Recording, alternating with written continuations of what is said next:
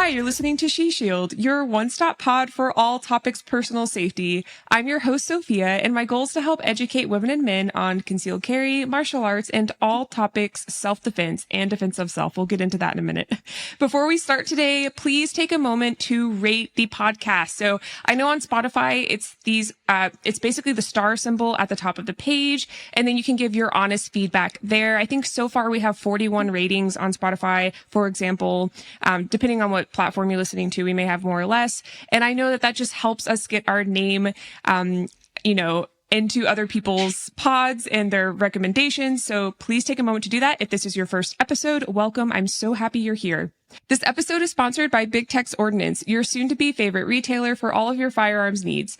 BTO believes in only selling high-quality gear for responsibly armed citizens, as well as providing pre- and post-sale support.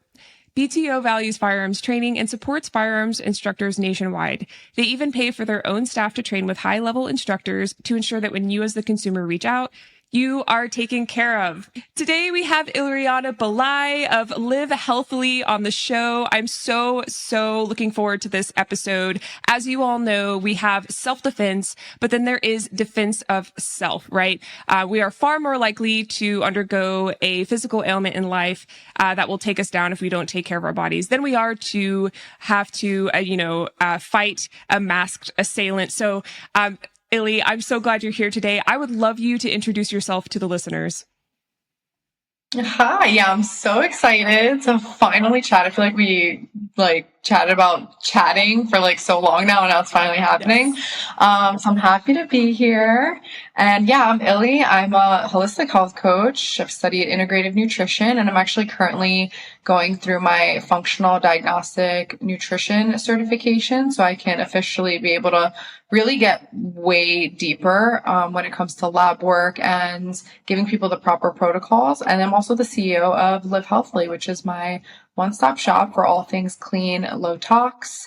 And I'm actually an author too. I just wrote a children's book. So yeah, I've been doing a lot of things on my plate, but I'm really, really excited to be here. Congratulations on all of that. Oh my goodness. I feel bad. I didn't know a few of those things. So thank you for sharing that. I can't wait to dive in deeper with you. And thank you for being here on the podcast.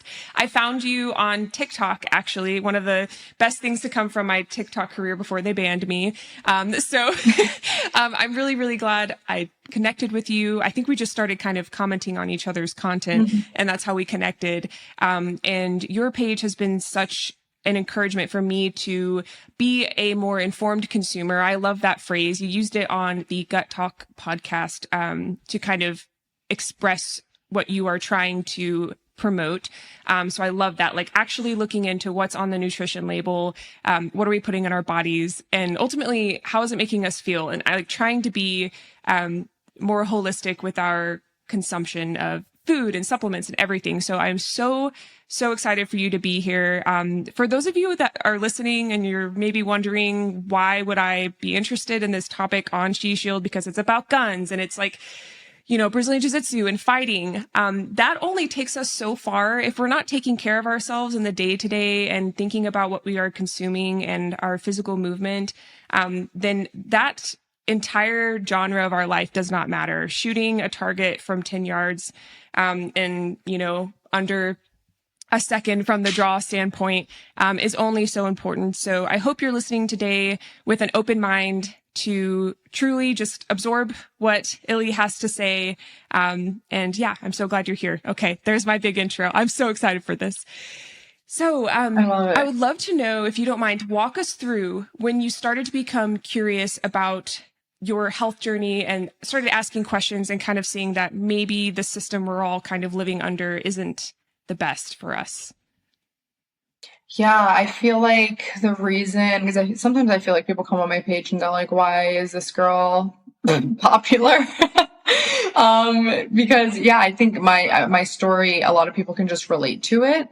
I've been physically fit really my entire life. My parents were really good about putting me in sports from a really young age. So I got away with being able to eat, quote unquote, whatever I wanted, while, maintaining a very slender physique up until, really my teen years. So I've always been told like, oh, I wish I could eat like you, because I was eating, really whatever I wanted. I never grew up around parents who restricted me or dieted or really anything like that.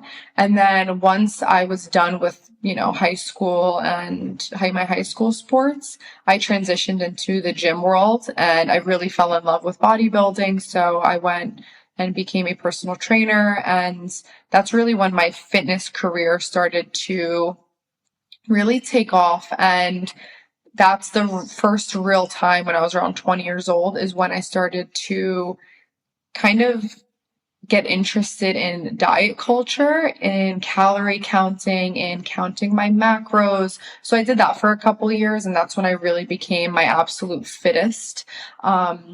And throughout that, I realized that, calorie counting, macro counting isn't the most sustainable, right? It can only take you so far.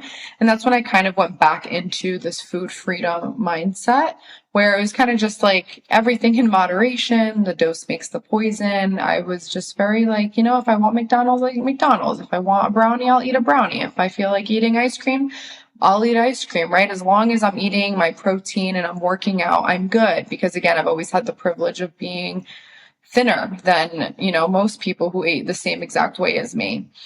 But I learned very quickly within 3-4 years of being a personal trainer and working out almost daily and eating in that way, that I started to get a really long list of different types of symptoms. So it really started with the most physical, which is acne. I had really bad acne, really bad eczema and dandruff. And then I started dealing with just chronic bloating and gut problems after pretty much eating anything. I also dealt with chronic migraines. That was more than 15 migraines a month, which I ended up finding out that's what a chronic migraine is considered. So I was waking up almost every day. And then, of course, I also had really painful PMS that would really leave me out for the count. So I was dealing with a lot of things. On top of that, my mental health wasn't that great, anxiety, just a little bit of depression here and there. So of course, any normal person, I went to a doctor, and my doctor was like, I don't really know what's wrong with you. Your blood work is coming back fairly normal. Also at the time, I worked in a gym that also had a dietitian kind of work alongside that would need it for our clients. And they assessed my diet and they never said anything was wrong with it. They're like, you have a really healthy balance. And I'm like, okay, cool. That's what I thought, So then both of them really suggested I seek out a specialist.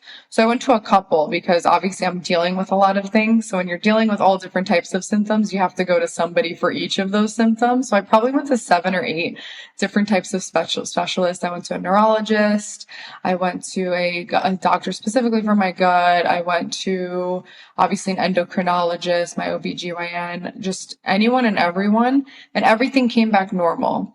And of course, that makes you think like, okay, what's wrong with me? But the one thing that really sent me over the edge was all my blood work came back normal, but every single one of them sent me home with a prescription.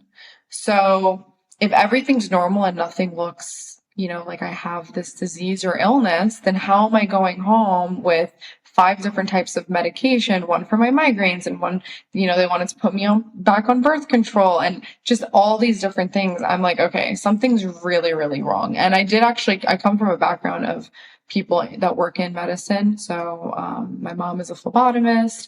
My grandma's worked in a hospital like most of her life. So Western medicine was always the way to go. I never knew anything else, but that's really when I started deep diving, and I started looking at the quality of my food, and I realized that a lot of these macro-friendly foods that I was consuming to try to hit my goal weight and keep my physique were filled with a lot of the ingredients that we know are inflammatory, that have been linked to IBS and anxiety and all different types of adverse symptoms that are also very present in fast food. So although I wasn't eating fast food constantly, I was eating a lot of those similar ingredients in my everyday food.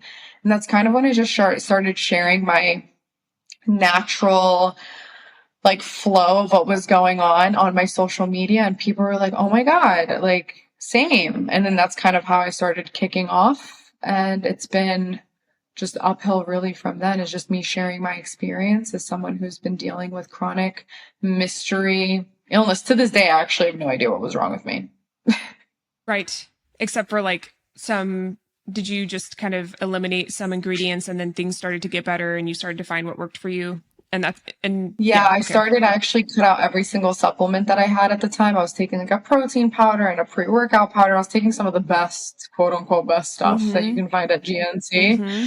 And yeah, I just started cutting out those out. I didn't take a single supplement for a whole year. And then I really just had to break up with that food freedom mindset because although it was great for my emotions, because whatever I wanted, I could eat, my body just hated me. And I felt like I was hitting a point where I was ignoring my intuition. I feel like when people tell themselves like, oh, everything in moderation, it's like we say that because we know intuitively those aren't things that we should be consuming every day. So we settle for moderately, but then we actually have no idea what moderately is. Is it once a week? Like until when is it sustainable enough? Because for me, food freedom only lasted until the onset of illness. Mm-hmm. So is that really a sustainable diet?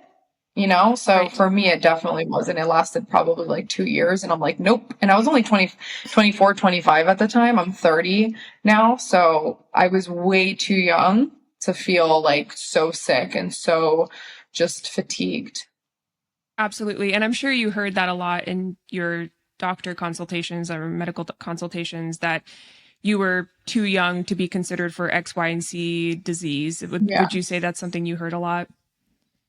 Of course. I mean, Yeah. they didn't know anything. I did so much blood work. I've did all different types of testing. I remember the neurologist was running me through like sleep tests and I was like, I'm sleeping fine. Like, I don't know what's wrong. And not one of them thought to assess my diet or even look at what I'm consuming. Like not a single person asked, which I found was so weird. And then, yeah, like getting normal blood work, I feel like is such a common thing nowadays. And I think that's why people resonated with my story because yeah, I was just somebody like the everyday person wondering what was wrong with me. I mean, I was constantly exhausted and always felt bloated. And at that time, I mean, this was almost 10 years ago when I really started my fitness journey. And, maybe 7 or 8 years later, there wasn't a supplement boom the way there is one now. So back then it wasn't normal to just, oh, okay, here's a supplement. Just take this, take this de-bloat powder. Where now I feel like a lot of people just will buy something online and not really know because somebody told them to. And sometimes it makes you feel worse because you're not actually getting to the root source of what's wrong. They want, and it's the same. I feel like the wellness industry very much is very similar to like the Western medicine industry where it's like, there's, a medicine for every, ailment. And now today there's a supplement for every ailment. And it's ironic, right, too, because as somebody who I sell all different types of things for a living, I'm always like, supplements are tools. They are not the cure to anything that's going on. Like there was no supplement that cured me.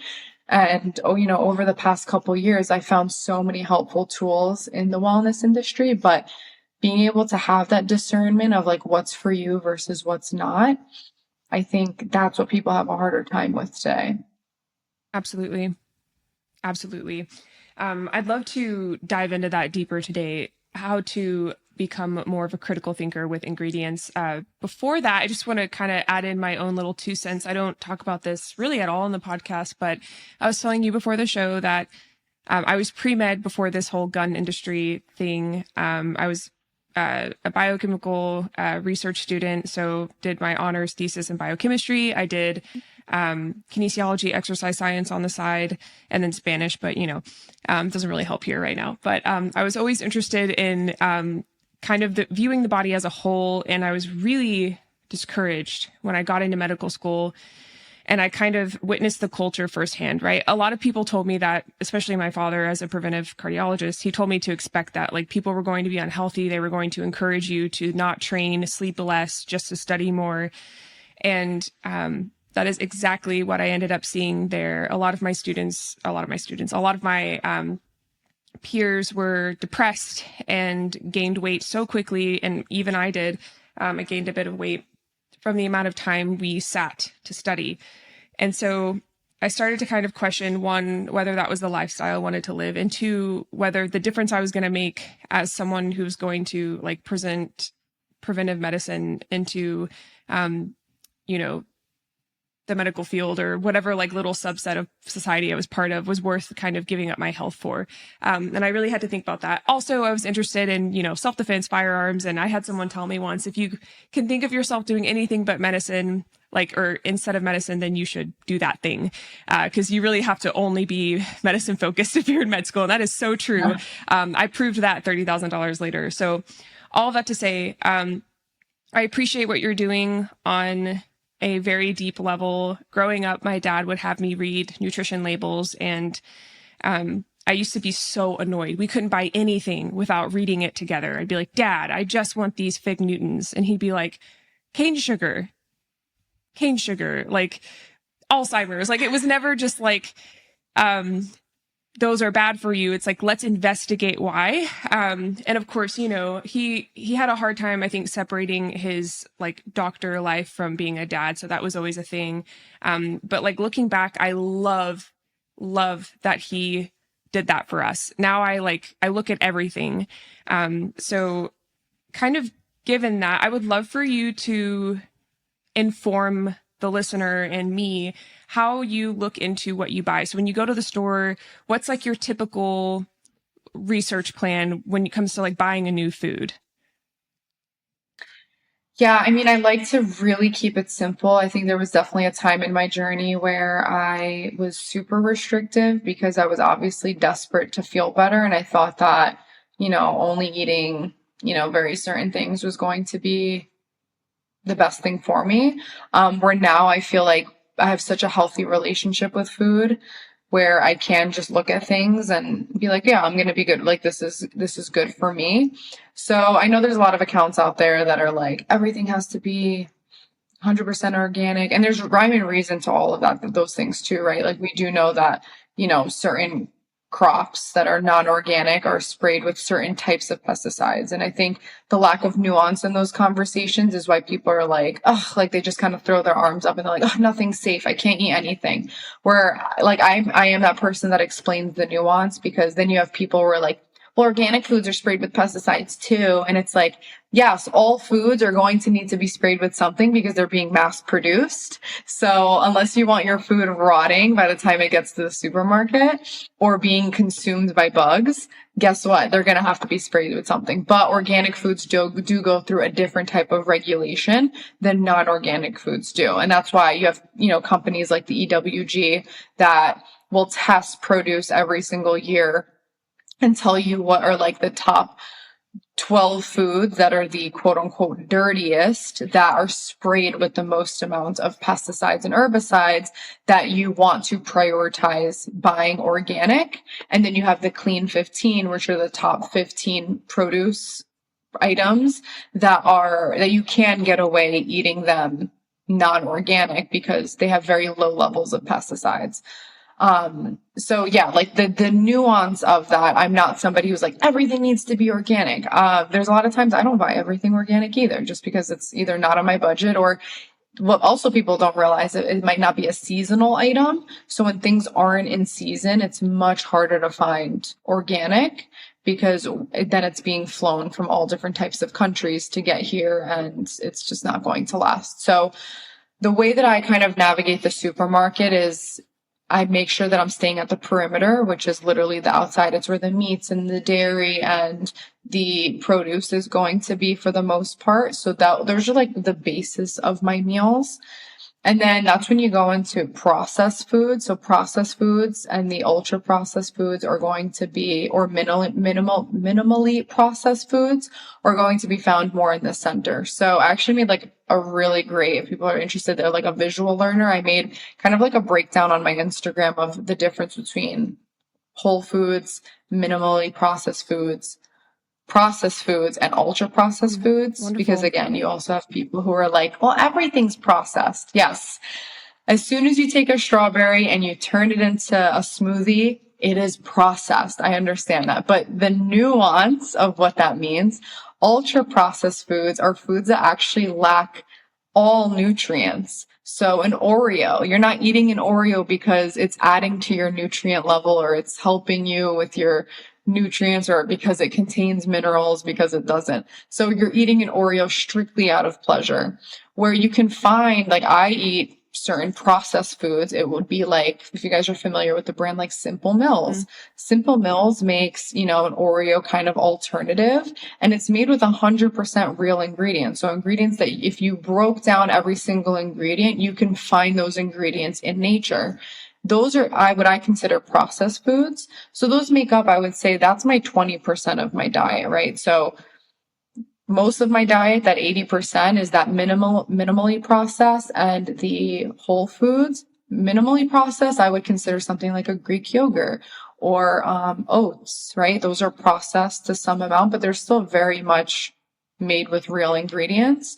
But then you can find like an ultra processed oat, which is something like a Quaker oats, which maybe the only ingredient it has is oats, and then everything else is like natural flavor and artificial sweeteners, etc. So this is why the art of reading ingredients is that informed consent. So you're understanding like, hey, I can still have ice cream. Like now you have amazing brands like, for example, this brand Alex that I really love.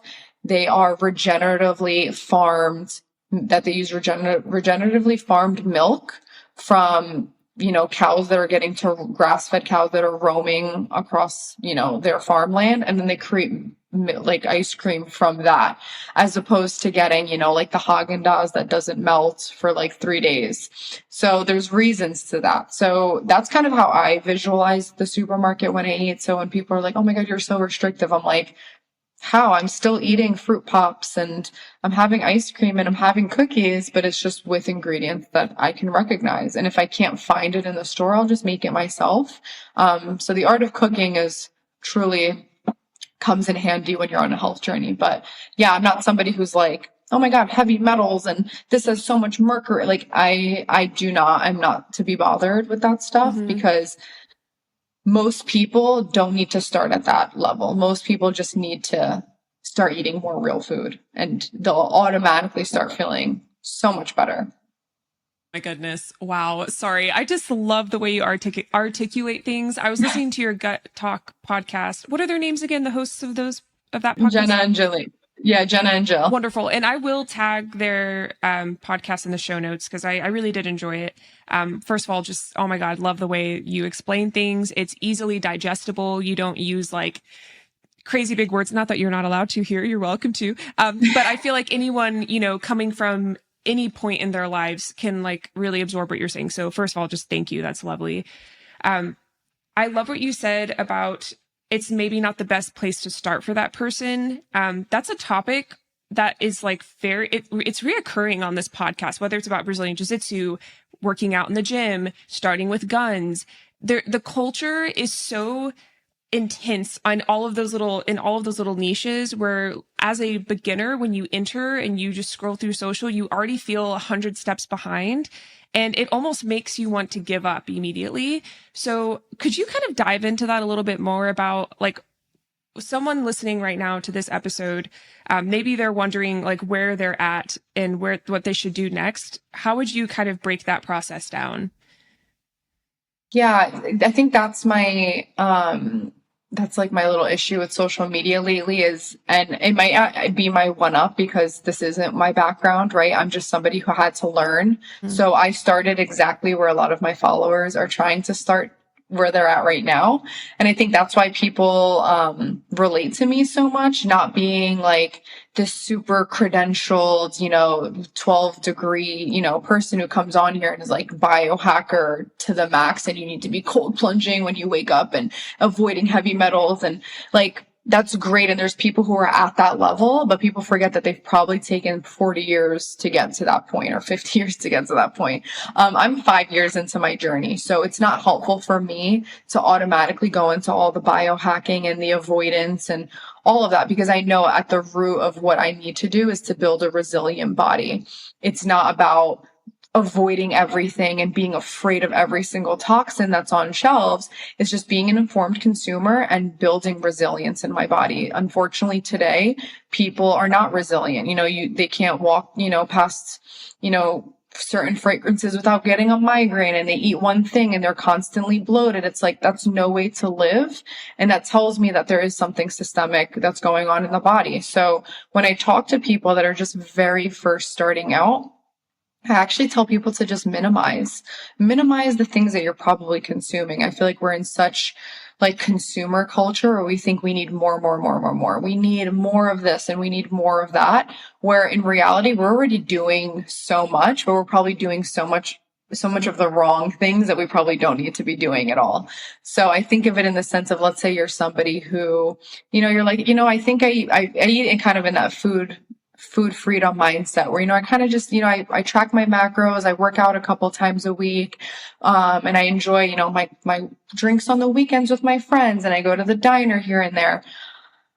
You probably don't need a greens powder, like if you're struggling with bloating and you're doing that, I would just work with where you're at right now. If you genuinely intuitively know that maybe that once a week night out with your friends, and then you notice the next couple of days you're bloated and you feel sick and you actually have acid reflux, maybe that's what you need to start minimizing, like how many times you're doing that, and see how you feel.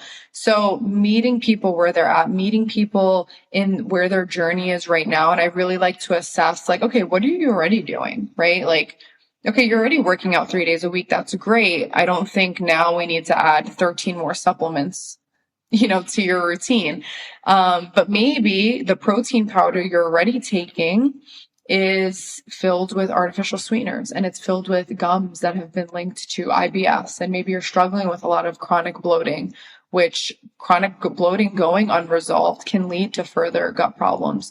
So maybe it is time that we swap out your protein powder that you love, that's keeping you fit and it's helping you at the gym. Maybe we swap that out for something better, and we start there and we see how that goes. So it's really about these incremental changes that people can already do in their day-to-day routine without being like, okay, we need an overhaul. Let's do, 75 hard and let's go balls to the wall. And we need to get you to do 2 workouts a day, a gallon of water. Like, that's just so unsustainable for people. And it's what most people don't need. They don't need to do all of that. Like, let's just look at what you're doing and what you're not doing, and just do a little bit more of one thing and a little less of another. And that's it.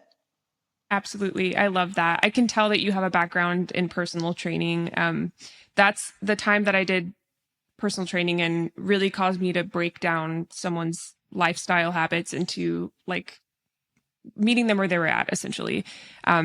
Before that, it was all kind of jumbled. So the course I took kind of helped as far as like diagnosing, what they needed to do going forward and writing a prescription for them going forward. But the average citizen who is trying to make a health plan and their only input or influence is the social media culture we have, can be terribly misled. So I'm excited that you're here today to kind of get people thinking. That's the goal here, right? We're not trying to get anyone to buy a certain supplement, although I do love your website. It will be linked for anyone who wants to see some vetted products. Absolutely check out Live Healthily.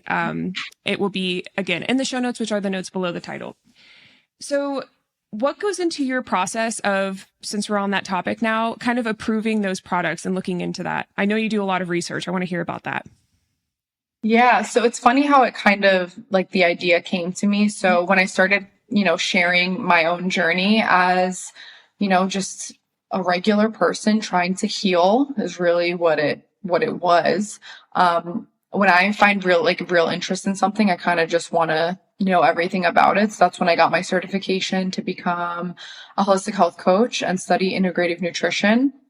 So really getting like this whole full picture of what somebody's doing in their day-to-day habits. And for a lot of people, they're like, oh, well, like, whatever, you're just like a holistic health coach. But actually you can become board certified. And a lot of doctors will actually outsource patients who need more lifestyle changes to a holistic health coach, because we have more time to do that one-on-one.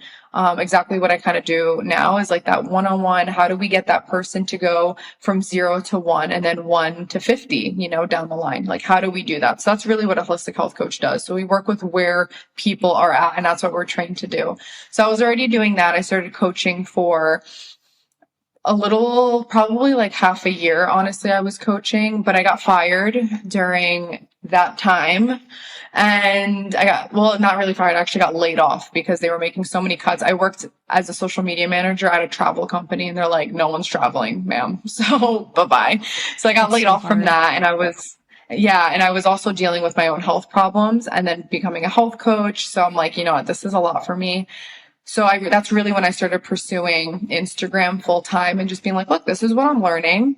And with that, of course, you start to get just DMs and DMs from brands wanting to work with you as an affiliate. And I knew for me, I've always had this pull to help people in real life, not just on social media. So my husband and I kind of brainstormed like, okay, I'm gaining all these affiliate accounts. People really trust me. I'm making like decent pay, through these affiliates. That means people really, look to me to recommend products. But how can I get these products easier to people? Because, 15 affiliate codes and shipping for every single one, and you like one thing from one place and one thing from another. And we kind of brainstormed, and he's like, well, why don't we just wholesale everything? Like, we'll start in our guest bedroom. We'll buy these brands and then we sell them to people all at once. That if you like a protein powder from one company, but then a pre-workout from another, and then you also want to get your shampoo, you can buy it all in one place and it's vetted by me. And I'm like, okay, because this is kind of the route that I ended up going, was really studying ingredients and what they are, especially in our food and, supplements. And that's exactly what we did. So we started that 3 years ago, and we have over I think 600 products now and I 50 did not know brands that that. we work with. And they're all very small brands with like amazing integrity, which I love. But yeah, like everything has to be high quality, recognizable. We do have a lot of organic, if not everything on the website is like, especially supplements or organic supplements with very minimal ingredients, no artificial dyes, no artificial sweeteners. And people can really pick and choose. So whether it's a candle made with essential oils that smells amazing, or a car freshener so you can get rid of those toxic endocrine disrupting trees that people hang in their cars, Yes. or you want, a shaving cream that doesn't have, hormone disruptors in it. Like, we literally have everything, and I just wanted it to be this one-stop shop that's super easy. And never in the 3 years I've ever said, like, you need these products, like this is a cure. But what I have realized is I've benefited from swapping out my fragrance products. And it's helped my hormones in so many ways. It's helped my eczema, especially like people who struggle with acne and you have very sensitive skin. A lot of these products in a lot of conventional things that are sold at Sephora, or even some of these perceived health spots, contain, very irritating ingredients. So I vet every single brand, every single product. I have great relationships with a lot of the brand owners because they're small business owners like me. But yeah, it's my passion. I hope it becomes like this big, really like the Amazon of very, very clean products. Absolutely. I mean, I can see that happening easily. You've already grown so much in this short time, Thank it you. sounds like. So I can't see that not happening, double negative, but truly that's so exciting. And thank you for sharing your journey with the podcast today. It's lovely to hear it straight from you. Of course, getting little snippets of you is great. In fact, I actually assumed you already had a podcast. I went looking for it because I was like, Oh, really? yeah, girl, like if I you're, talk so much. what'd you say? It's like, because I probably talk so Well, much. I'm no, like, just because you have so much good information to give. And yeah. especially topics like this, like you said, there's a bunch of nuance. And that's part of why She Shield started, because I wanted to be able to dive into the topics deeper than what we get on these short form platforms. So, no, I mean, it would be awesome if you ever did that. But Yeah, I mean, one day, hopefully. Yeah, yes. I've just so much on my plate. Like, Oh my being a gosh. business owner and everything, I'm like, I picked my imagine. poison with, I'm like, which one do I want to see? So hopefully as live healthily grows and it becomes, this bigger thing, and I have a couple people underneath me that can actually like make things function. I'm like, yes, podcast is definitely something I want. Yeah, because that the lack of nuance that occurs in this industry, and it's great hearing it, of course, from professionals, like people who are like, I have my doctorate's degree or I'm a RD or whatever. The issue I have with that is like many people have never even experienced autoimmunity or experienced like the struggle that so many of us have gone through when it comes to finding that food balance and finding products that work for us. Like, there's a lot of people that have, you know, all the credentials in the world, and I just cannot relate to them because they've never experienced it one on one. You know, like, I've dealt with being borderline autoimmune and trying to not, you know, tip that further and trying to hold on to, you know, that glimpse of health that I've had. Or they've never struggled with painful acne where the doctor's like, you know, your only option is Accutane, and that for you, that's not an option. Yeah. And for myself, that wasn't an option for me because I didn't want to go back on birth control. And I know the harms of Accutane and spirulactane and all those things. And a lot of these professionals have never dealt with it. And yes, I'm sure they know plenty, and that's great. But there is another level of like relatability when someone has struggled and they have gone through it. And yeah, I never come off like I know better than anyone. I'm like, hey, I'm learning this just as anybody else. Yes. And this is what's worked for me. And I want you to find what works for you because it's going to look different. It's not going to necessarily be like, oh, it was the carnivore diet or it was the keto diet. Like, it doesn't work for everybody. But you have accounts where like they're dedicated to thinking that this is the diet for all people. And I just think we're way more complex than that. Are you searching for a brand you can trust when it comes to shooting and gun care products? Look no further than Birchwood Casey. Since 1948, serious shooters, avid collectors, and professional gunsmiths have relied on Birchwood Casey. They've been in the game for over 70 years, providing us with products that have stood the test of time. From their legendary True Oil gunstock finish to the dependable Perma Blue, Birchwood Casey's commitment to quality is unmatched. Birchwood Casey has also revolutionized the way we train and improve our shooting skills with their innovative Shoot NC targets. These targets let you see your shots instantly, making it easier than ever to track your progress and become a better marksman. Head over to birchwoodcasey.com today and discover the products that have earned the trust of shooters worldwide. Use code SHESHIELD to save and to support the podcast. That's SHESHIELD at checkout. I completely agree. Absolutely. I love the way that you share information. Like I said, you get people to think, and then by proxy, they trust your opinion because they know you do the research. They know you question everything. When it comes to almost the language that is reading a nutrition label, where would you recommend people start? So one example I want to use, if you don't mind, is Alani, because I listened. So in that podcast episode, you said that Alani has a lot of lead, and I was cracking up because, you know, in the shooting community, there's like lead toxicity all like everywhere. Like the amount of lead that shooting ranges, unregulated, by the way, there's no one that regulates this, contributes to our environment is insane. And like no one talks about it. It's nowhere. And so there are these like there's detergent and shampoo and body wash and all of this stuff to like get the lead out of your body. Cause truly and honestly, I know so many people in the industry that have had to go without shooting live for a while because of the lead concentration, from, you know, firing around.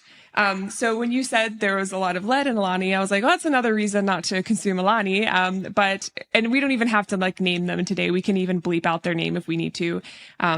Cause I know that you guys were trying to do that in the other episode. But with that said, say that I go to the store, I'm really tired and it's like a gas station and I'm like, I need to drive home, but all I have are the options at the gas station. And, I need to read the nutrition labels because I've listened to this episode and I want to actually like be a more informed consumer. And I haven't made it around to your awesome website yet, kind of thing. Where would you start? Like when they just glance at the nutrition label, what do you look for? Oh gosh, so many things. So yeah, like, and I've been in that position.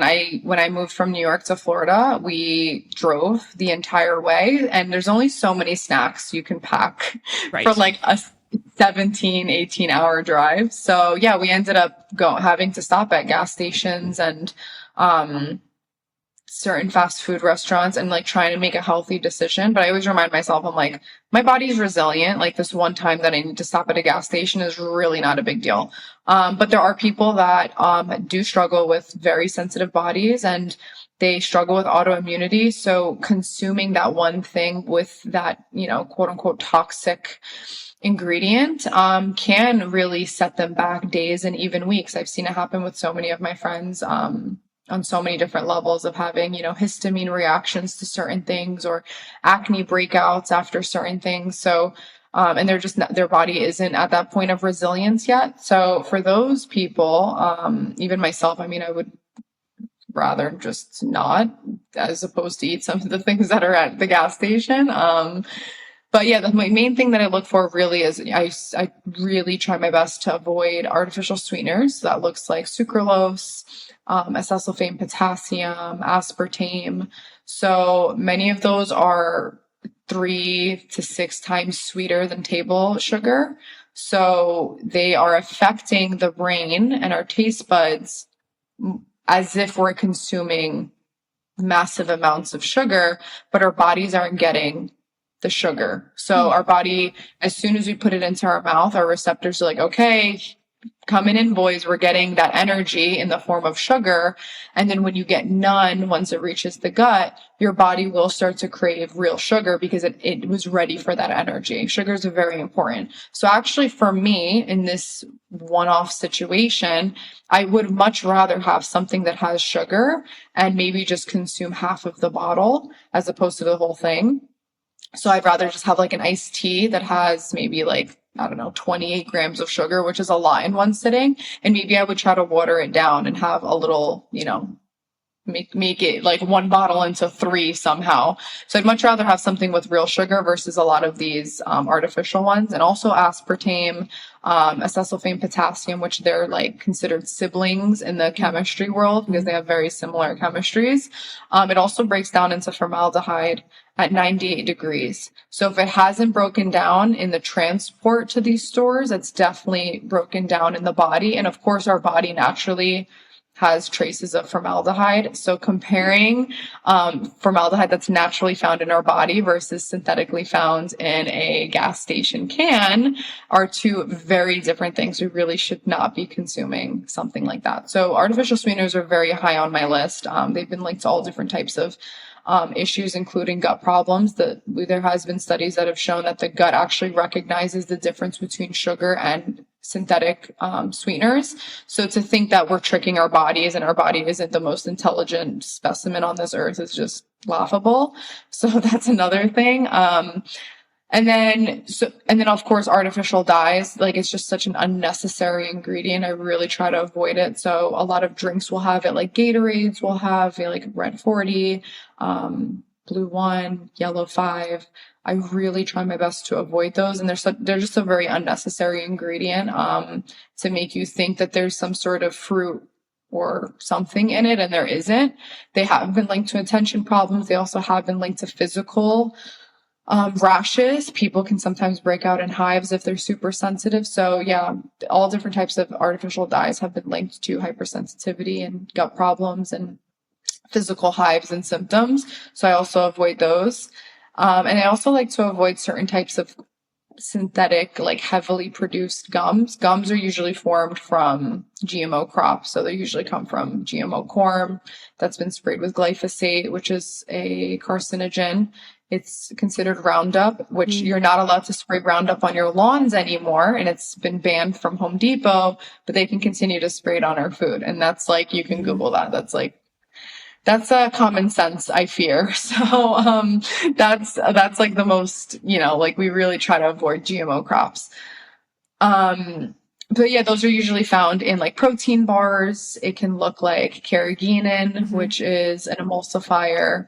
And it can also look like, you know, non-GMO xanthan gum, which I usually don't have a problem with xanthan gum, but you want it to be non-GMO because it usually comes from corn. So the process of it, I don't usually have a problem with so many gums. Carrageenan I really like to avoid.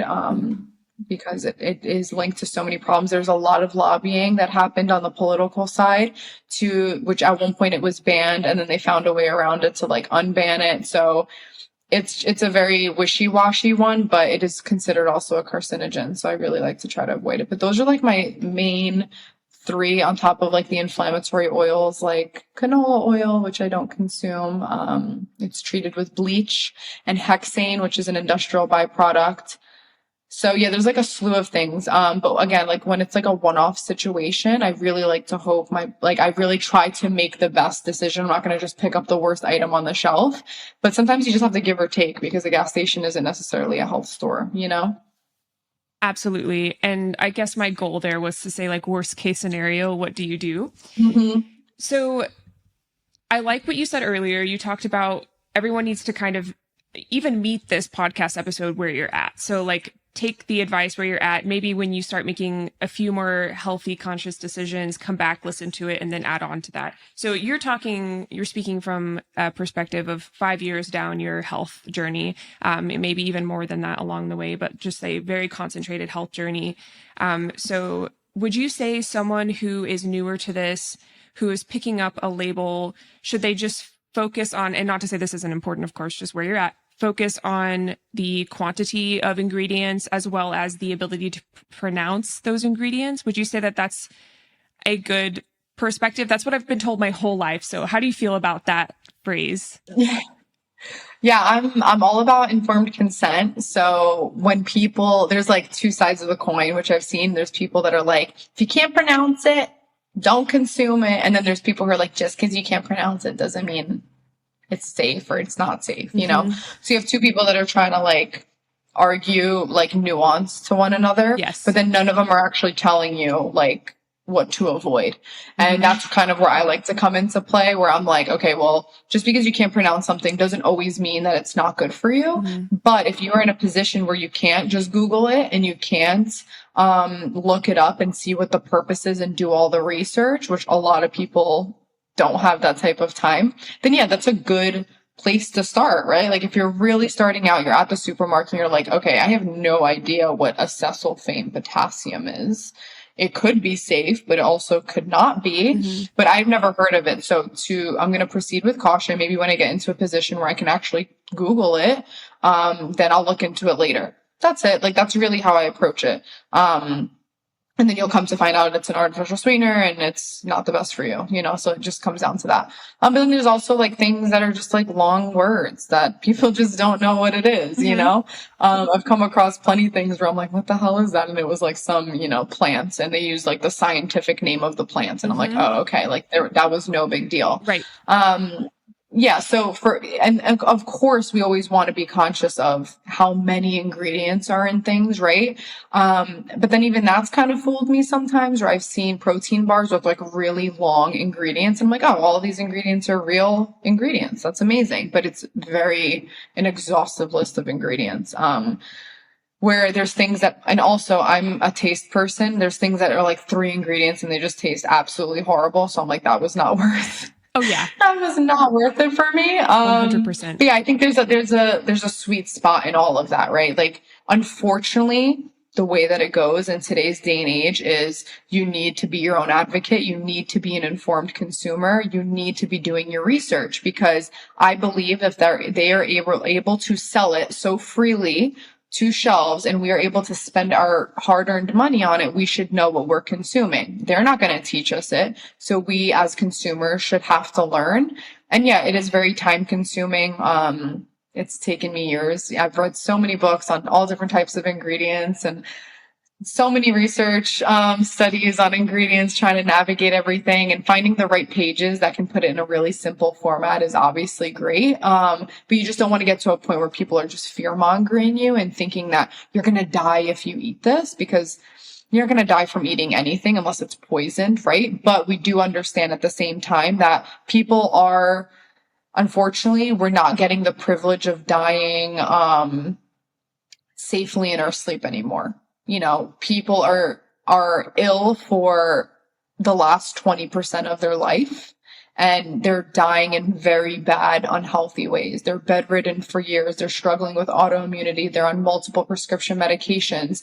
They are just, that's just how it is. People are suffering for years, and it's because the food is taking a really long time to do it and do what the intention is, which is essentially to kill us, because the food that's on store shelves today is not ideal. So there does need to be a healthy balance of what people are looking for and what their overall goal is when it comes to finding a diet that's sustainable for the next 50, 60 years of their life. And for me, it's a combination of that. I've really just taken time to do my research and get the basic 10, 15 ingredients that are the common ones that people are okay, you know what? I probably shouldn't consume this, and I shouldn't consume this, and I couldn't. And it's been fairly easy for me to avoid, right? And that's really what it comes down to. And if you're wondering what that is, I have a list on Live Healthily on our standard, and those are a lot of the ingredients that I avoid in my everyday products, from food to body products. And it's been very easy and very low stress for me to avoid them, because I just don't eat those types of foods anymore. I'm not eating Doritos, and I don't eat, Takis or whatever the hell, Yes, I just don't consume those. When you have less processed foods, it's much easier to find things that don't have those ingredients. So you don't feel like you're always having to avoid everything in store shelves. It just becomes a little bit easier. The types of stores that you can shopping at places like Thrive Market that has great groceries and you get them right to your doorstep. There's a lot of things that people can do, but it really comes down to, you have to do your own research today. That's just unfortunately what it comes down to, because they just want to add all different types of stuff into our food and we don't know what it is. Absolutely. Absolutely. And I love that you are available as a resource. I love that you have a list. I feel bad I didn't know that before, but I will also link that in the show notes. It's hidden. So don't worry. Okay. Got it. Okay. No, that's awesome. If anything, we'll make sure to make a highlight of this, on social and kind of have that list, as at least B-roll kind of over that video. No, I love that. I love that. It really the way you describe it, the way I've seen it my whole life is almost like a language. Because I'm bilingual, Spanish, English from my Cuban background. And the way that I learned Spanish it was very similar to the way I would read ingredient labels. And my dad would point out, an ingredient and explain the background, or we would look it up together. And so, now that's just a very natural process for me. I will stand in the protein bar aisle of my Ozark Natural Foods store and just read the ingredient label until I can truly pick one. And you're so right. There are some out there that, I'm pretty sure there's a bar that was something, it was called Too Good to be true. And it was so true because it tasted so bad. It was I can't remember exactly what it was. I'm glad I don't remember it exactly, because I don't want to, diss too many things, but I was just I can't finish this. It's one of those, this was a $5 bar, but I'm not doing it. It's not worth it. So, my piece is more important. So, I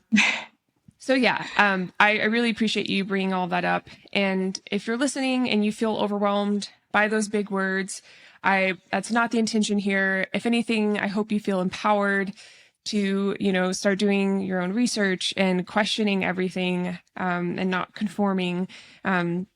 Is there, as far as the resources you like to refer to, are there any general databases that you frequent that you could maybe even recommend to others?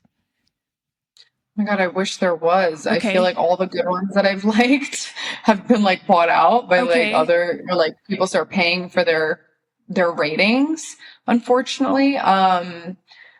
Trying to think, I do on my Amazon storefront, I have so many books that I've read about ingredients that have just made it super simple and attainable to just kind of, you see an ingredient and you kind of look for it in the book and you're oh, perfect. So those are good starting points for people. It's kind of the couple books I started reading when I first got on here. That's kind of where you kind of just reminded me, because I feel I need to make more content the way I when I first started, where I just made it avoid this, don't avoid, very, very easy. People don't do that anymore. Right. But that's how I literally became I started popping off was that. And you just kind of reminded me like, shit, I probably should start doing that again. Cause yeah, you forget like people are just, you forget people are like growing with you, but then you like new people find you and they never go back to like, they're coming in at like year 5, you know, where like not everyone got to experience me at year 1, where I was giving like the nitty gritty, very bare bones, like starting points. So you just inspired me. I'm definitely gonna have to do that. But my Amazon storefront is like a great place. Like if you see books that are on there, and sometimes they'll give suggestions of like similar books, but those are just strictly the ones that I've read when I first started that gave me like a really good understanding of everything from like corruption that goes on,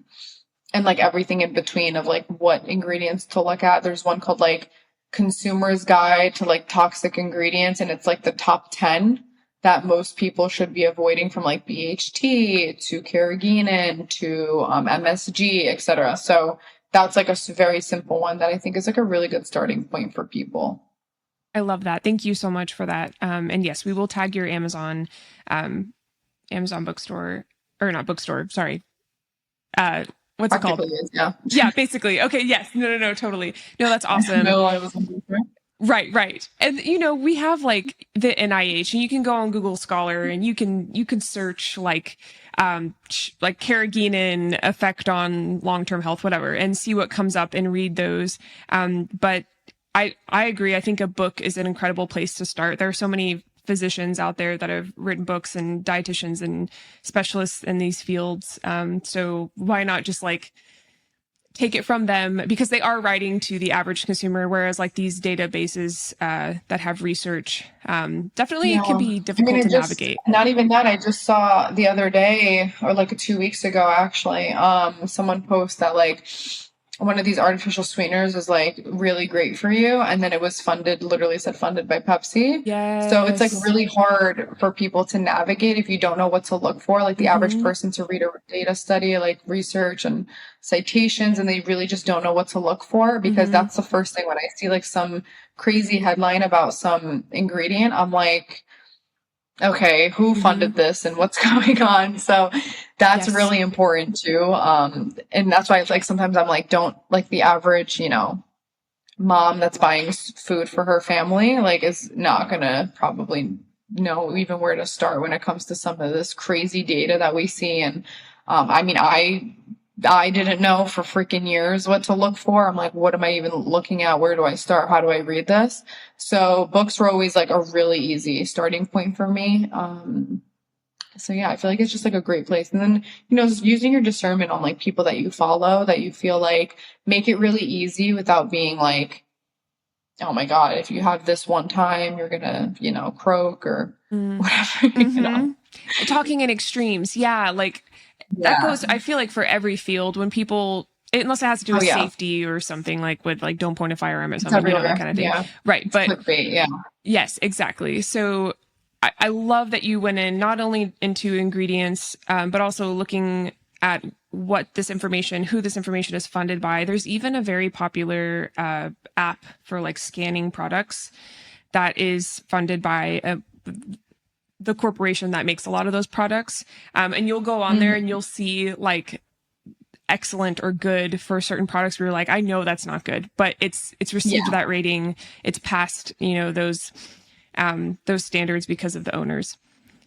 Yeah, I have a problem with people relying too much on apps, because again, when we outsource our, and again, ironic coming from me because people trust me and I understand that, and I do not take that for granted. But when you're constantly outsourcing your trust to apps and these scanner things, again, they're very convenient. But at the same time, you're ignoring your own intuition. And we get a little bit too robotic when it comes to how complex our bodies actually are and what they can and can't handle.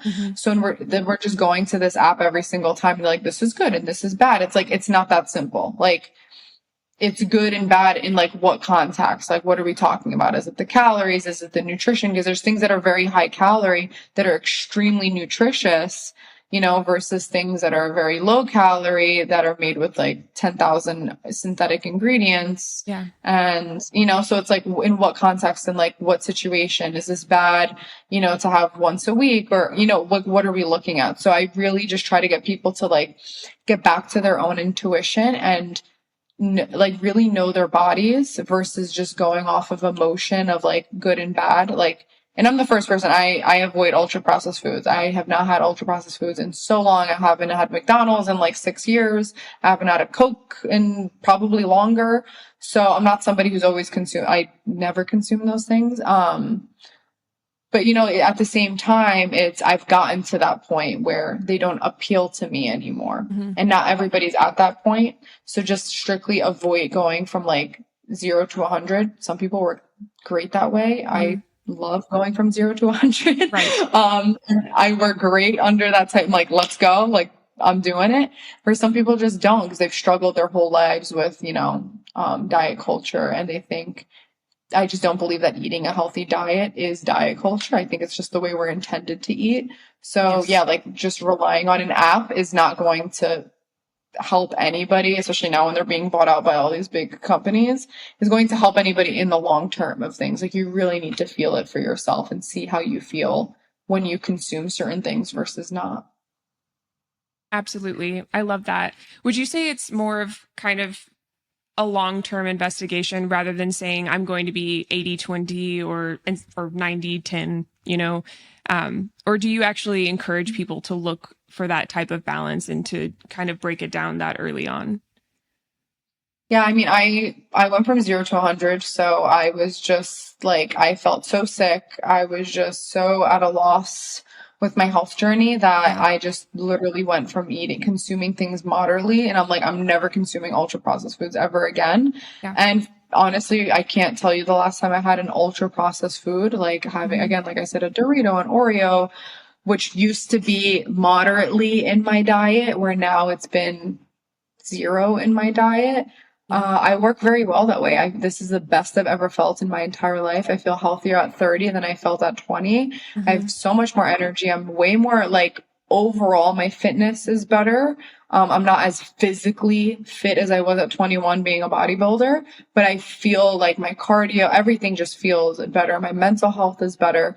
And people just have to have that conversation with themselves. There's so many factors to why people consume ultra processed foods. They're one, naturally addictive nature. They're meant to be overconsumed. They're meant to be addictive. That's why I tell you, what a Dorito tastes like, you can practically taste it right now without even having to consume it physically. It's because it was created to be like that. And there's an amazing book called The Dorito Effect, behind how the Dorito was the first time that they use technology to really mess with people's taste buds and get people addicted to food. So that's a really great book if you guys are interested in like that craziness of how food is created to be addictive by food scientists. And then the second part is the emotional aspect of it too. People have emotional attachments to food. I had to go through like a year of really breaking down my emotional connection to McDonald's. And I realized that when my grandfather passed away, the one way that we always connected is he'd always take me to McDonald's.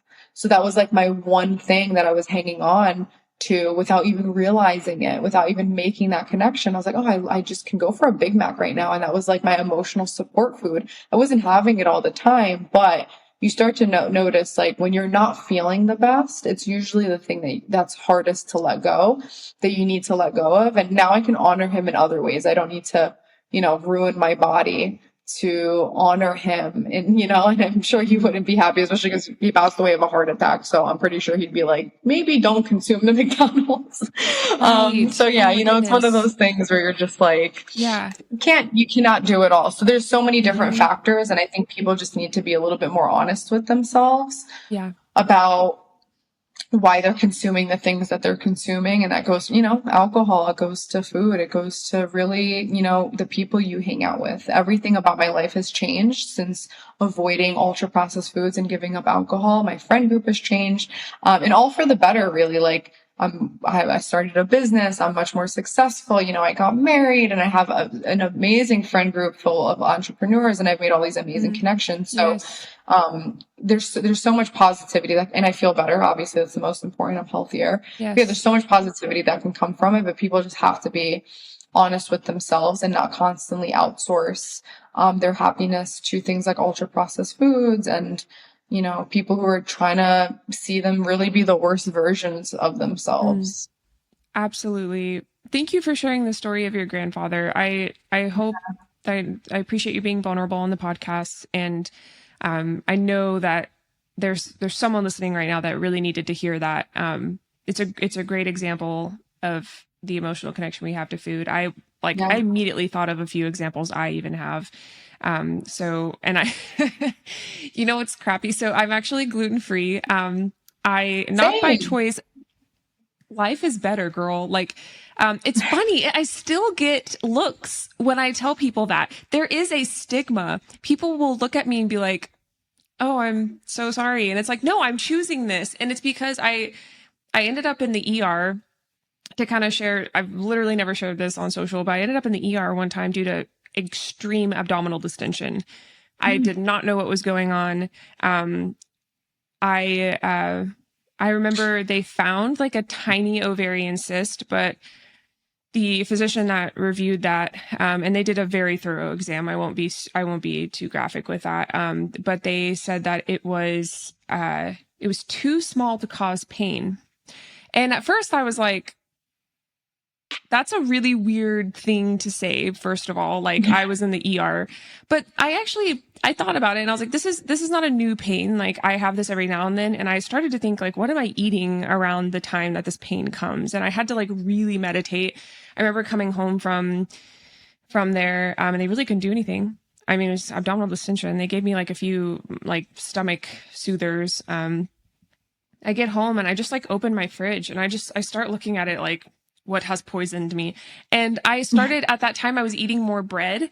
I was in a bulking season, which that's another thing um, I feel like I'm like trauma dumping on you right now. I'm not, that's not the intention. I too came away from the bodybuilding culture, recently. My goal is now to compete at the tactical games in September. So it's now I'm looking at like, what can my body do? How high can I jump? How much weight can I lift? All while eating whole foods. That's just my goal right now. Um, I've also let go of pre-workout. Someone offered it to me the other day, my training partner. He was like dry scooping and he was like, "Do you want some?" And I was like, "I don't want your old Walmart pre-workout thing, you crazy person." And of course he's like on fire when we're starting our workout. Yeah. So I think it may have just been beta alanine actually, now that I think about it, but I like people will offer me pre-workout now and I'm not interested. Like, I've really changed my perspective quite a bit. And it kind of all started with that ER visit and then just getting away from the way I was feeling and focusing on checking off boxes. So like hitting my macros and then also becoming a certain aesthetic. Like, I lost touch with my body because I was so focused on what I looked like.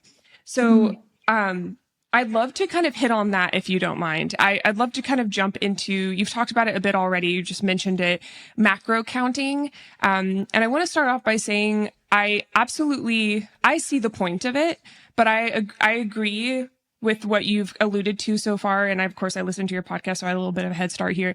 I think it can be good for diagnostic purposes, like to see how much protein you're consuming, especially if you're protein deficient and like your doctor wants you to start adding more protein. It's really hard to keep track of that all day. We all have busy lives. We're living in, 2x speed. So, or even just to like see your carb to fat ratio, if that's like something you need to watch out for with cholesterol and like, are you eating saturated or unsaturated? So, would you mind breaking down your opinion on macros and like really getting into that nuance today?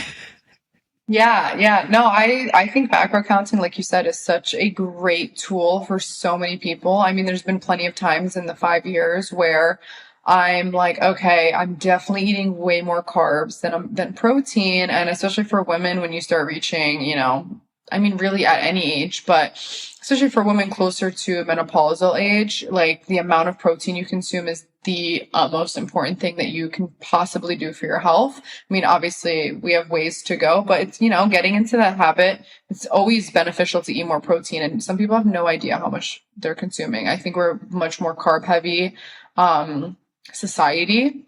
So counting macros is a great place for people to start. The issue that I have is that companies, big corporations, are trying to benefit off the fact that people care about their macros. So they will label anything like high protein, and people are like, great, this is amazing. I'm getting 40 grams of protein in this one little cookie. And it's forgetting that it's still a cookie. Like, you're still getting no other nutrients in that 40 grams of protein. You're strictly getting protein. And when we think about how nutrient dense a steak is, and it has so many minerals and so many vitamins that you need for basic function in life, and it also has fat and all these other amazing, components, how are we ever comparing the macros of a steak to something like a cookie protein bar? It's just absolutely bonkers. So now we have all these people just hyper fixated on macros, and the thing is with people is that we don't really need this excess of protein that's being shoved down our throats by these all different types of companies. What we do need to be doing is just adding a little bit more of protein to our plate, just a little bit more. Because I think a lot of people aren't even hitting the basic need. Like, the average woman should really be consuming 25 to 35 grams for breakfast.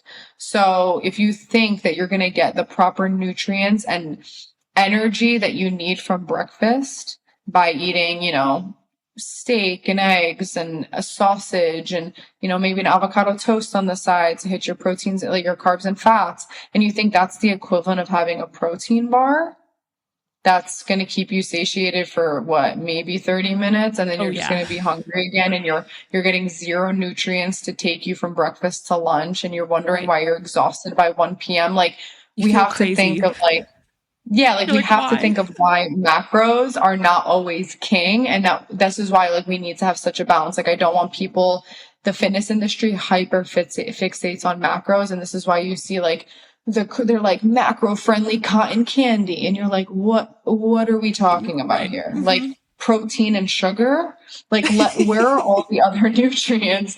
Where are all the other nutrients? And this is why we see so many more people, especially in the fitness industry. And this is why I always, my slogan of life is fit does not always equal healthy. And it's because all these big fitness people, and almost all of them have some sort of issue. If people pay attention, whether it's acne or gut problems, all of them have one. It's because the lack of real nutrients. Like, a protein shake with just milk and protein powder is not the same as having chicken or a steak. It's just not, so we cannot compare apples and oranges. It's the obsession with macros that I have a problem with, but it is a very helpful tool when we're eating a whole food based diet. Absolutely. Thank you for sharing that perspective on macros.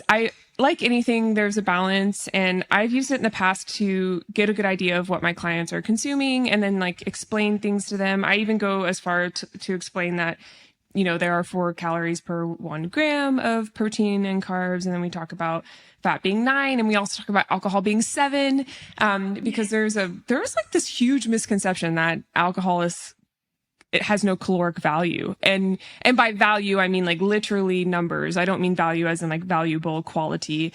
So I've had to explain that to pretty much every client I've had come across, unless they're just not a drinker and they've never had a drink because of alcohol addiction in their family, things like that. But it's incredible how little people know how even the word macronutrient, I feel bad we haven't defined it. Every time I talk to someone that is not from a medical or health background, they'll be like, what's a macronutrient? And that's okay. That is a term thing.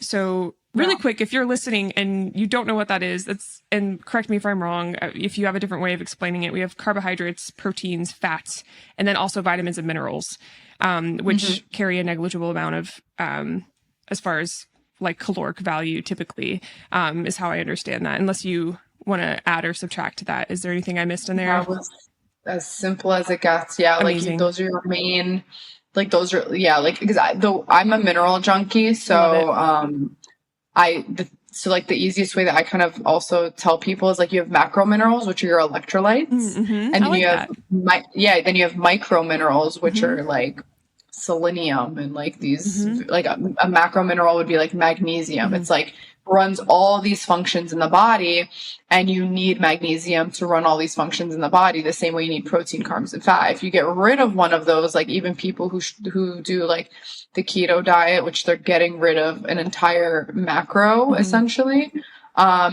usually you'll see people deal with energy issues, especially women, because you're not getting that fuel from carbs. Mm-hmm. So you need some sort of carb to keep and a certain amount to keep you energized and ready to go. And then protein is makes up your muscle. So you need a lot of protein to function. And then of course fat. So and fat's really important also. So it's just like these are all very important, just like electrolytes. People are like electrolyte junkies. I'm like, those are your macro minerals, but what Mm-hmm. about your micro minerals? Those are also very, very important to consume both and make sure you're getting like those trace minerals that really help and can really make a difference for people when it comes to their energy and just overall function in Mm-hmm. general. So yeah, you can hit every single macro, but you're going to come a point when you're not getting those micro minerals or those micro nutrients in general, and that's when a lot of symptoms start to arise. And I think the easiest way for people to understand this is like, why do women take a prenatal? There's so many micronutrients that you need to support a fetus that most women are just unfortunately are not getting if you're just following protein, carbs, and fat. You're not like, and especially if you're getting it from a lot of these ultra processed foods and these protein bars and these protein shakes, like they contain zero micronutrients at all. So that's why a lot of people need to take a multivitamin, or they need to take a prenatal that has all these little micronutrients in general. So it's like they are very, very important, and Mm-hmm. you're not going to get them when they're synthetically added into these protein shakes. Like you see like the long list, there's like vitamin B, vitamin A, or even Right. like you see like milks with like added vitamin this and added vitamin that. They're synthetically added. You see this actually most commonly in cereal. Cereal will have a long list of added minerals, and it's like now with fiber and now with this, and it's like usually it's been fortified or enriched. So it's the original form has been stripped and processed so many times that it lacks all those nutrients. So they need to add it back in synthetically. And these can cause a lot of problems with people because you're not actually getting the true form of that mineral or that nutrient. And it can Right. cause a lot of deficiencies, because if you think like, oh, I'm getting enough iron from my cereal, and then it's like not a good form of iron, you're actually going to cause more iron problems, and you're going to cause an imbalance in your minerals and your vitamins, and then you have a nutrient deficiency, and then that nutrient deficiency causes all these other problems, and Right. it's like a long effect that happens with people. So yeah, people that come to me all the time, they're like, oh my god, no, I eat so much of this, and then they get tested and they're like, oh my god, I actually am very deficient. I'm like, you're probably getting it from a synthetic source, and it's causing an imbalance because minerals and nutrients do compete with each other in the body. So you need to be taking them together. And where are they in the most perfect forms together? In real food. So Right. steak has been perfectly made to make sure that you have all the right nutrients, that when you're consuming it, it's the most bioavailable and your body is using it in the way that it needs to use it, and it doesn't need to compete. So, what are some of your favorite ways to replenish your minerals?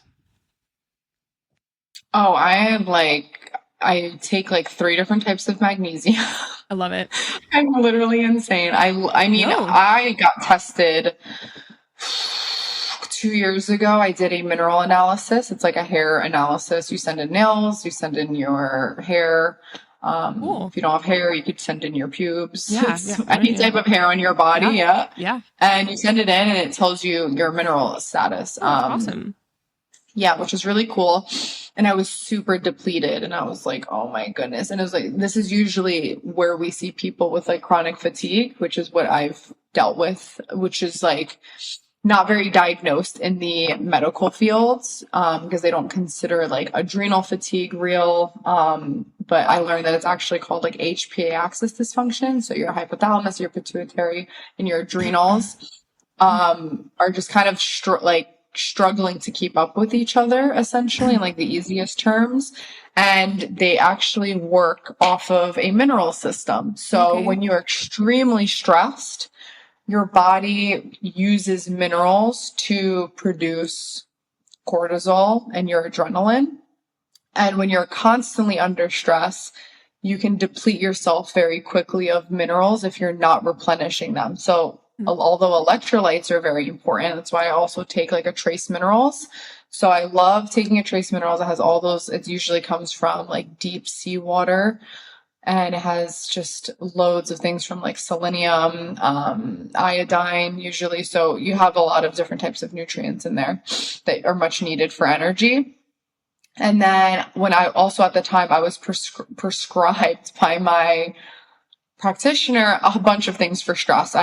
Stress is like my natural, being sometimes, especially as a business owner, being on social media and dealing with so many different types of personalities and things to do. So with a lot of different coping mechanisms, from meditation to therapy to breath work to EFT tapping, like I've pretty much used it all. Even like she had me do cold plunge for a little bit, but I'm like, I'm not a cold plunge person.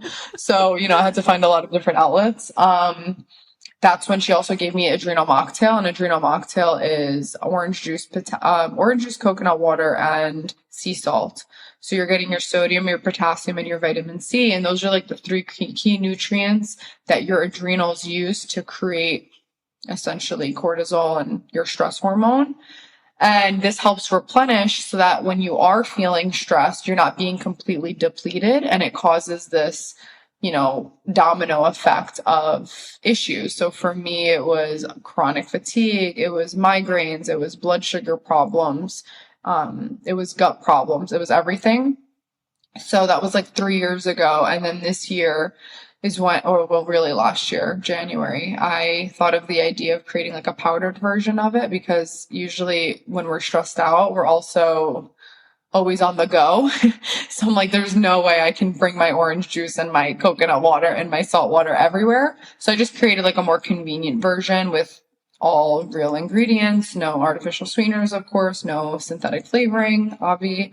So yeah, that was my Minerals and Chill. That's my newest product that I just came out with, but that's how I replenish myself. And it has electrolytes, so it's very hydrating because the magnesium and the potassium.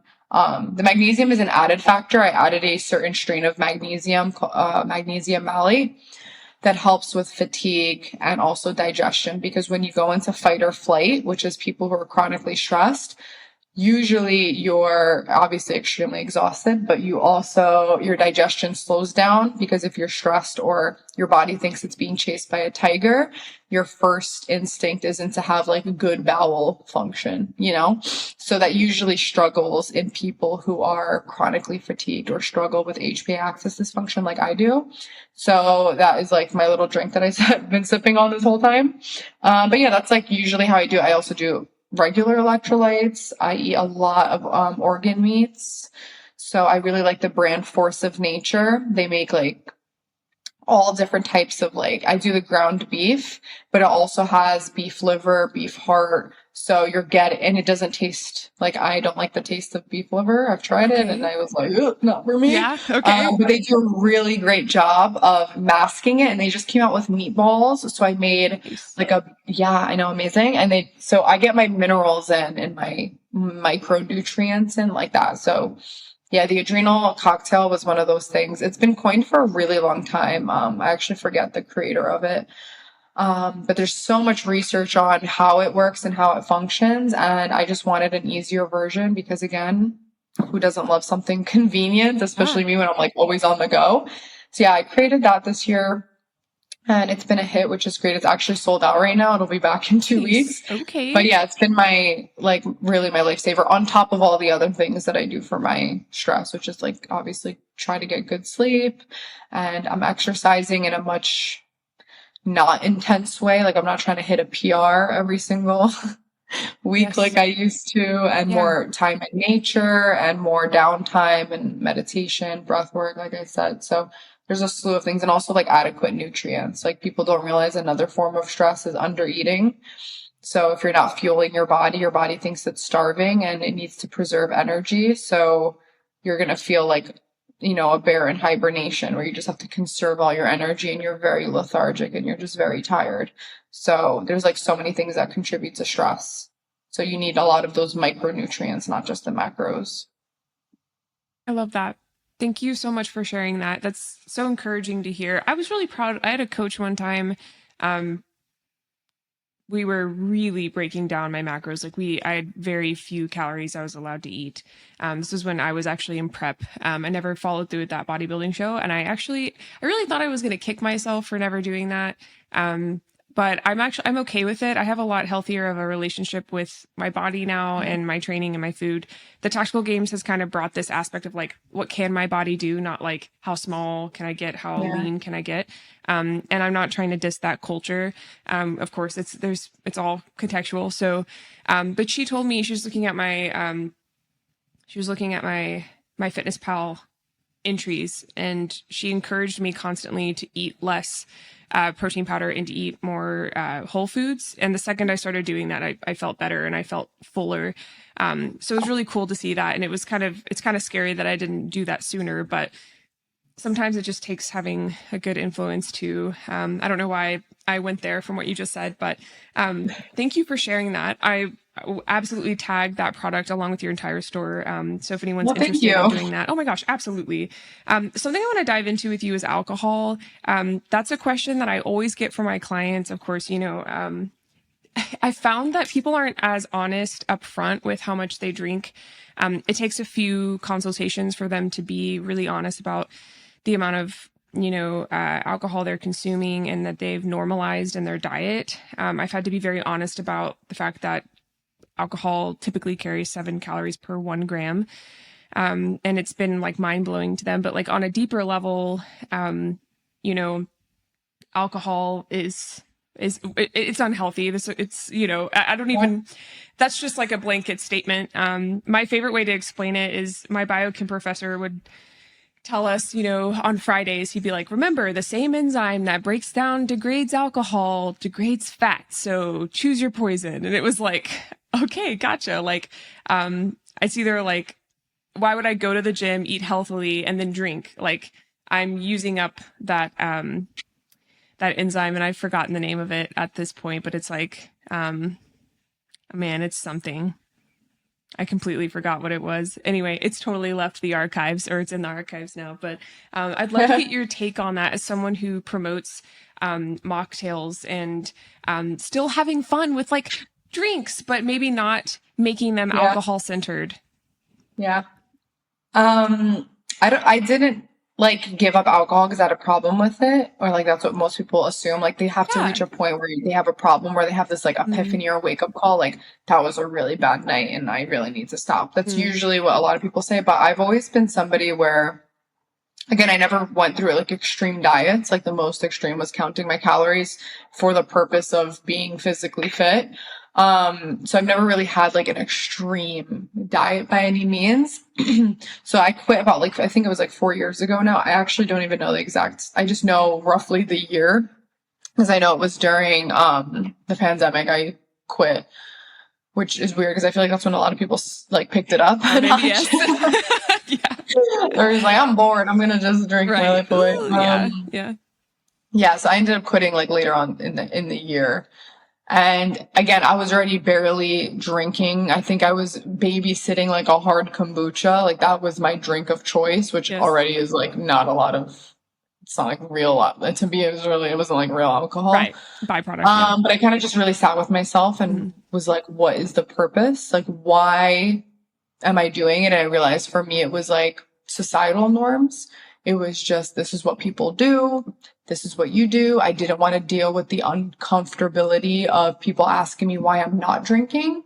And it just me being, the front facing person that I am, where I'm like in like everybody's business. I'm just like, why are we so afraid to not consume poison?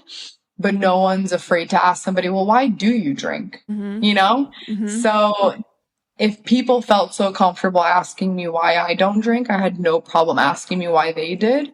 And that was kind of the end of that conversation. You know, no one really asked me ever again. So that's usually how that ends up happening. It's, you know, people have never sat with themselves and asked. It's just like monkey see, monkey do. Like, oh, well, Mm-hmm. this is what everybody does. This is how you fit in. This is how you are cool. And yeah, that's all fine and dandy. But now just being an outsider looking in, I felt there was like no real purpose for me to drink. And then you start to see all the research that's been coming out lately about alcohol, where there's actually no safe dose of alcohol. Mm-hmm. Scientists actually have no idea how much alcohol is safe. And people always like to compare, you know, other cultures and how they drink versus the way that we drink. And they're just two very, like, again, you cannot compare other cultures because their entire culture is different than American culture to begin Yes. with. And then also, like, what markers are we really checking for health? Is it because they live long and they haven't died with a disease? Mm. Because again, I was never diagnosed with a disease, but my life wasn't full of energy and vitality. I was very much feeling way beyond my years and not in a good way. So like what markers are we checking really for health of like what is a healthy person that regularly consumes alcohol? And yeah, like you said, like I don't really see a lot of people consuming it in a healthy way or being honest about how often they're really consuming it because it's been so normalized. It's very easy to go to a bar with your friends and, you know, pound down 4 or 5 beers or have a couple shots. And you're like, I'm just going to have a couple shots or I'm just going to have a cocktail. And we don't actually know, what's a harmful amount. And we also, with that, we also know that the effects, the negative effects of alcohol happen immediately. So as soon as it hits the gut, like you said, it starts to break down and it starts to really affect the gut lining. And we do see a lot of people who consume alcohol also having pretty poor gut health. So even that one drink that you're babysitting, is really not the best for you. And until we have more research on like what a safe amount is, which I don't think there really is any, that even, you know, having a drink here and there, is not the safest. We really don't know like what it's doing, but I know for me it's completely, I didn't think as somebody who barely consumed it to begin with, I didn't think it would change my life so much. Like I was literally having a drink during special, like during holidays. Like it was like Thanksgiving, I'll have a drink. A birthday, I'll have a drink. But those add up. There's like how many? At least 12 holidays a Mm-hmm. year. And then you have at least, you know, 5, 6 people with birthdays and you're drinking for their birthday and then date nights. So you're consuming way more alcohol than you think you are. And you're not just having one drink at all of those. You're having probably 2 or 3. So yeah, I think just people need to be a little bit more honest with themselves. But for me, yeah, it's up leveled my life completely, even with that 1 or 2 drink I was having like during New Year's Eve. I was just like, I feel so much freer not being like, oh my God, like, what am I going to drink? Or am I going to babysit this one drink? Or how am I going to feel the next morning? And it was Yes. just, you know, and all the, there's a lot of wellness accounts that are like, if you're going to drink, do all of this. It really doesn't matter what you do. It doesn't matter how many liver supporting tinctures you take before you drink and how hydrated you are. It's going to do what it's going to do, Right. period. So for Right. me, I had to sit with myself and look at myself in the mirror and ask myself, like, okay, why am I doing it? What is the Right. reason? And yeah, you start to see parts of yourself that you weren't being honest about. And I always thought I was like an independent thinker. And yeah, you kind of just fall in line with people. It's very, you know, I didn't drink at my wedding and everybody's like, what do you mean? I'm like, yeah, it was a very easy decision when you decide to step out and, you know, be the upstream salmon and you're just different, you know, you just don't want to do it anymore. You don't care for it and you're very indifferent to the idea. It's not like, oh, I can't drink on my wedding. It's just like, I don't care to. I have no desire. Absolutely.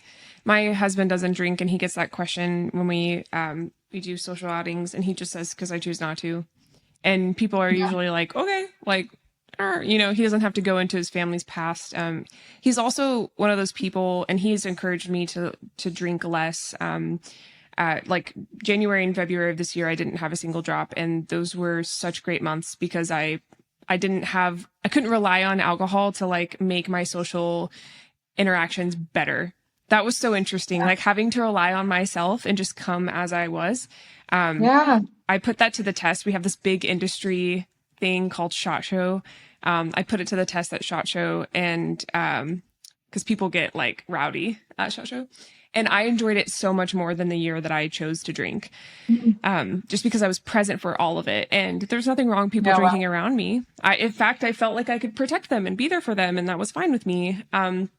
I just I was fully present. I was able to network at parties. I didn't have to worry about how I was going to feel the next day because it's a week-long thing and you have to be like on every day. Until I took that dive and was like, I want to show myself I can do this, I would have never felt that difference. So it's not as hard to turn down drinking now because I have that experience. So I love that you said that. And I hope anyone listening that's maybe wanting to take that step, just know you're not alone. It can feel uncomfortable. It's fine. Those are growing pains. And hopefully this has given you just something to think about. So thank you for sharing that. That's lovely. Do you drink anything else to relax, by the way? Like besides your magnesium drinks, what else do you like to, just since we're on the topic? It's funny because I thought that I would have like another crutch. Yeah. Because alcohol was a crutch for me. And it's funny because I am a very type A social butterfly person. I can get along with a tree. Like I have no problem talking to anybody. Like I've never heard that. I love that. Yeah, like, I can literally talk to anything, anyone. I'm good. I'll find something to talk about with anyone. I believe that. I've never had a problem in social settings. And I just always felt like, I don't know. I thought that maybe I would have to find something else to help me de-stress. And for me, I was never a stress drinker. So I would drink to have fun. I would drink to let loose. I would drink. And then I realized that if the drinking is what gets me to that point, that means that was always in me. So what's that barrier that alcohol is allowing to fall for me to be my true self? So I think of it kind of in the same way as people who drink to de-stress. It's like obviously alcohol has its own components. But for me, it's really forced me to do more inner work. I journal way more. I meditate way more than I ever have. I've been going to therapy for years, so I can't say I started therapy when as a business owner, you just need therapy. So that was one thing that I've always kind of done, but I feel like I have more meaningful conversations because I'm not numbing the feelings that I'm feeling. And yes, I like cope way better. I really do. Like, I feel like because I'm facing things head on, raw dogging life pretty much, I'm just feeling it more and I'm becoming more resilient because of it. Because next time I have like a hard time, I'm not just grabbing, a bottle and trying to not think of it or divert my energy elsewhere. I've also picked up so many hobbies. I do embroidery now. I paint, I color. I love like that. I'm doing more with my hands. Book. Yeah, I wrote a children's book, I'm doing other things. So I feel like all those times that we're using to numb ourselves are actually, we're just also numbing all the other amazing parts of ourselves. And for me, that was my creative outlets.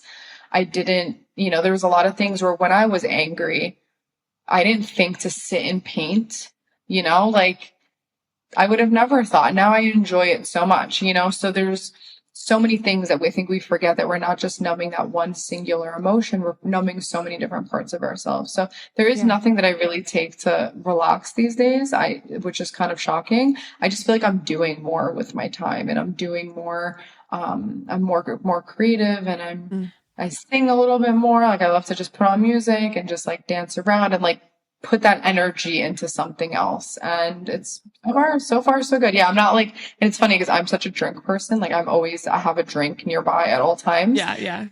But yeah, you just kind of made me realize I actually don't have like my calm drink. I don't have one. Besides like my product, but it's not like for sleep. It's actually more for energy. Yeah. So I don't have anything that like relaxes me where I'm like, it's just more like creative outlets. And I've taken more time for myself to sit and like feel my emotions. So way more crying has been happening, but in a healthy way, I feel good now to feel everything as opposed to, trying to hide it, and then it's going to come out eventually, and it might not be in a healthy way. Absolutely. I love that perspective. It doesn't have to be like replace alcohol with a mushroom elixir, which I mean, those are good. Those are good sometimes. Yeah, I love those. But right. Yeah, not bad. Odyssey, we don't want to like replace one crutch with another, you know, like I love that. Yeah. Instead, like, because you have this now pool of energy you didn't have before, where to put that energy into. I love that. I didn't even expect you to go there. So thank you. That's awesome. We covered so much today. I feel incredibly good about everything we covered. Of course, you know, there's always room for part 2. With that said, though, I want to end today on like patient advocacy, about like being your own advocate. You've talked a lot about how to do your research and how to be how to inform yourself and be investigative with your life. Could you give some direction, maybe, if this is something you feel comfortable speaking on, to kind of the questions to ask your physician at your, you know, your yearly wellness visit where you get your blood drawn, you pee into a cup, all that stuff? Anything you'd want to speak on there? Yeah, I had such a hard time with my conventional doctors, but I know obviously insurance comes in handy, and sometimes you don't have the option to hire a functional practitioner. That's like who I work with right now. My friend Courtney, she's absolutely amazing from Kale Diagnostic. She's run all my lab work that I've needed and ordered blood work for me and stool tests and Dutch tests. And unfortunately, even if you ask your doctors, they won't order them for you simply because it's considered preventative, and insurance doesn't cover preventative measures. So, which is unfortunate, because for someone like me, if I go in now with no real problems, my doctor is going to be like, I'm not going to just run, a hormone test on you if you don't have hormonal problems. Like, because they could come back normal, and then what? Like, we can't prescribe you with anything. Like, there's no, and then there's people who do like regular blood work. So I would really look up the functional like labs to do. There's a couple people that I follow. If you're in a preconception phase, or you're just like looking to do certain things, but a couple that I really think most people should do is a full thyroid panel. You're not just checking, your main thyroid, but your T3 and your free T3 and your free T4. Every single aspect of those. People should really be doing your full thyroid, especially women. Also, checking your vitamin D levels is such an easy, like, yearly thing to do, if not bi-yearly, because your vitamin D levels in the summer are going to tell you one thing versus in the winter. And vitamin D acts like a hormone in the body, so it can help regulate so many different things, from energy to your overall hormone function, like your cycle. And also your iron ferritin, and checking what that looks like, especially women. I feel like everyone struggles with anemia these days. I actually had anemia when I was much younger, and I consume a lot of beef organ products, which I feel like has helped me out a lot with my anemia, and also B vitamins I consume a lot of. So those have really helped. Also chlorophyll has helped me a lot. So yeah, there's a couple things that people can look for when it comes to getting your lab work back. We all know that the ranges for Western medicine are very wide. Let's say, for example, it's a healthy range is, I don't know, 50 to 60. You're like smack down in the middle from 0 to 100. 100 is like, okay, you're through the roof, skyrocketed. 0 is death. And then, 50 to 60 is where you want to be. If you're like, for example, my testosterone, when I first had my hormone levels, let's say, for example, it would have been at like a 59. And they're like, oh, you're good, you're in range. But I was very close to 60, which is considered over the hill. They wouldn't do anything for me until I got over that hill, which is a really big problem, because that means that there's still so much we can do to get you closer to 55, which would be smack down in the middle. So that's why it's really good to ask for your blood work back and to see, because the ranges will usually be on there, and you can see how close or far away you are from the over the hill or under the hill and kind of see where you're at, because I didn't know back then to look. And until I worked with my functional practitioner and I gave her my blood work that I did, she goes, girl, they didn't tell you that you were almost hypothyroidism, like you were borderline hypothyroidism at that point. I'm like, no, nobody, they said everything was normal. And they're like, this blood work is anything but normal. And that was a really big wake up call for me, that they just, they do not work on preventative. They do not care. As long as you are in that normal range, it doesn't matter if you are 1 point away from being over, they just do not care. Because again, big pharma doesn't care for preventative measures. There's nothing they can do to bring you back to the center. It would probably just be lifestyle changes. They can't give you any medicine for that. So yeah, put me in a really like interesting position, because yeah, I went the next almost 5 years not knowing what was wrong with me. And they could have just told me, hey, yeah, you're actually very close to this high range. These are the things that we can do to get you closer to the middle. And that would have been so helpful for me being like, 22, 23 years old.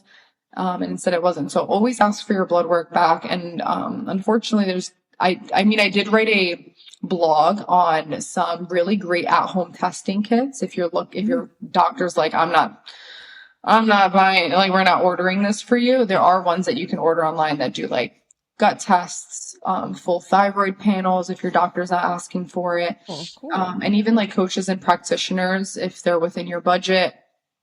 Some of them do take insurance, depending on which insurance you have. But that's been the biggest game changer for me, is like investing in my health. And since then, I've never had to go to a doctor for literally anything. I just get my yearly gut tests done, if not bi-yearly, because not a lot changes with me these days, thank God. But yeah, like, right. I just kind of do like routine things to just see where I'm at. And it's just more attention than I've ever gotten than with my Western medicine doctors, and even all the specialists I've done. They're testing that they didn't even know about. When I asked them, like, hey, do you run this? They're like, I don't even know what that is. And I'm like, how? Like, this is crazy. Absolutely. I mean, from someone who went to medical school, I was horrified at some of the people that were becoming doctors, and like from like literally like being total creeps around the female med students, all the way to like the way they lived their lives. It was kind of scary. I remember thinking like, God, I hope you never come into contact with my family. And then there are some where I'm like, oh my God, will you deliver my baby? Like when we're older, you know what I mean? Like they're so incredible and they're going to do so well. And they're curious about life, and they're CrossFitters, and they eat well, and I'm like, that's cool, so important to me. Like, I want someone who practices and like lives their life. I remember my pediatrician was like a chain smoker, so it was just like a vivid memory of me going to my pediatrician, like 10 years old, and he's just like in the back smoking cigarettes. I'm like, oh my God.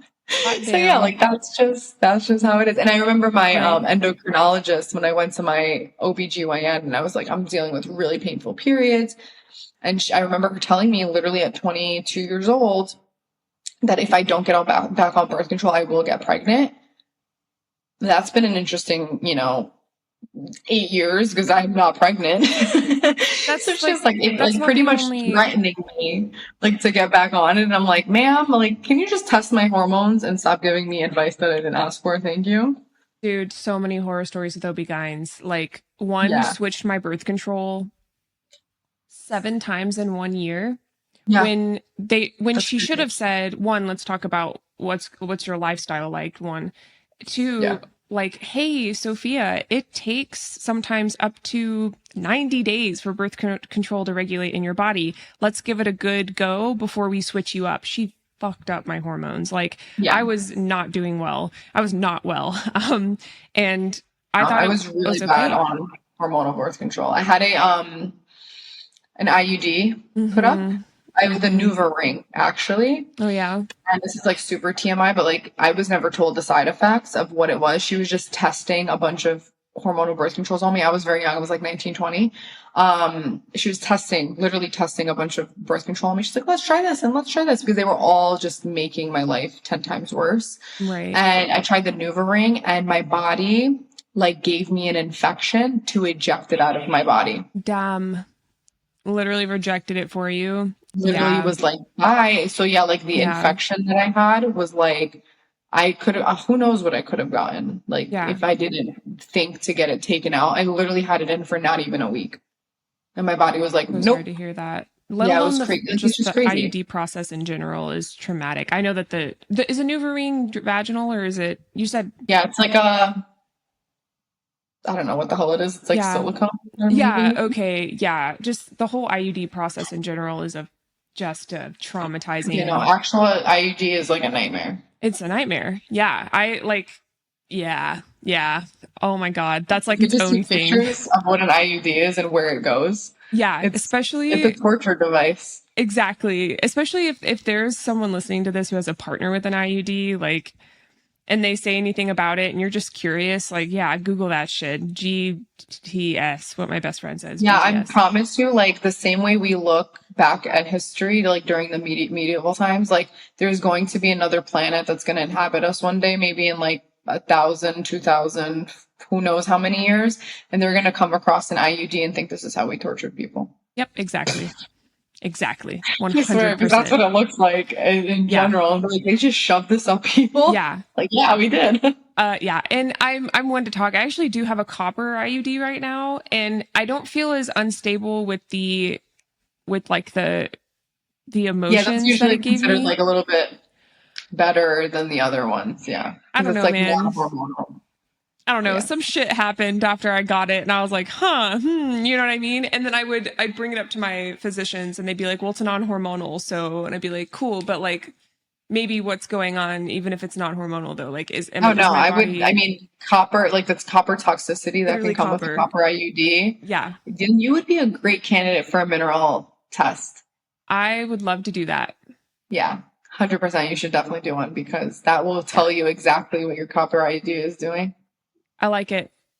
Yeah. Let's do it. Yeah. And like, that's the thing. Like once I get it out, I may never do it again. I'm not gonna lie. I'm going to prolong that process unless I get a toxic result. Yeah, I don't want to know like that. Dude, I want them to knock me out. Like I'd pay someone to punch me so I don't have to feel that. But anyway, we should probably wrap up here. I have to jump into another meeting, but, before we end the episode, which I don't want to, by the way, I'm having so much fun. But before we end it, I do this with every guest speaker. Is there anything you would like to leave the listeners with? Oh my gosh. I don't even know. I didn't feel like I didn't plan this. What do I want to leave them with? I just feel like this might be a little like cliche, but really nobody knows your body better than you do. Not any influencer, not any doctor. So trust your instinct, trust what feels good to you. And genuinely like sit and have those hard conversations with yourself of, is this really serving me? Is this going to be good for my long-term goals? Like, what do I want to look and feel like in 10 years, 20 years, 50 years? Like, what does that look like? And trust yourself, because if I wish I listened to myself early on when things didn't feel right, and I'd probably be in a much different place now. Obviously, everything happens for a reason. But when it comes to the medical system and the food system and your diet, those are things, your health is something you have to deal with for the rest of your life. So don't hesitate on it. Like, go with your instinct. As soon as something feels off, trust that. I love that. Thank you. It's incredibly empowering to hear from you. And thank you so much for coming on the podcast today. This has been so much fun and a dream come true.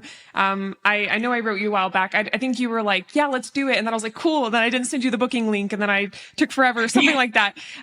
So a little phone tag there, but I'm really glad, so glad we did this. And I hope we get to get together soon. We talked about that before the show. So so if you're listening, check that out. But seriously, thank you so much. All of your information is linked. So if you're listening and you want to check out Illy, please go do that in the show notes, which are the notes below the podcast. To see the full video version of this, we have this on YouTube. I forget to say this in the beginning of the episode, but we are there. We also will have highlights of this episode with some awesome B-roll of some of the things that Illy referred to. So visit SheShield on Instagram and TikTok at SheShieldPod.